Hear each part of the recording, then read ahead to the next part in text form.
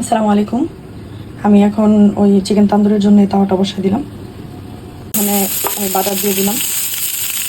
আপনারা তাহলে সয়াবিন তেল বা সরিষার তেল দিয়েও করতে পারেন, কিন্তু বাটার দিয়ে করলে টেস্টটা অনেক গুণ বাড়ে আর কি। সেই জন্য আমি বাটার দিয়ে করছি।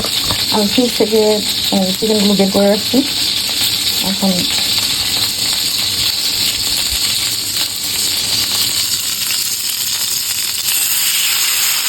চুলার জালটা আমি এখন কমাই দিচ্ছি, তখন একেবারে রাত্রি ছিল অনেক।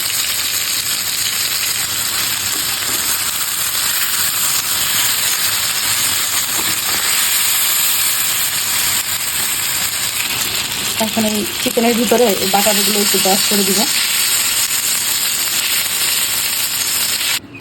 আলহামদুলিল্লাহ চিকেন তান্দুরিগুলো হয়ে গেছে। দেখেন, দেখতে মাশাআল্লাহ লোভনীয় লাগতেছে। আসলে এটার সঙ্গে একটা ধনেপাতার সস বানাইলে অনেক মজা লাগতো, কিন্তু আমার এখন সময় নাই, মেয়েটার দেরি হয়ে গেছে, মেয়েদের নাস্তা দেবো তো, এর জন্য আর সসটা বানাইলাম না, মানে চাটনি আর কি।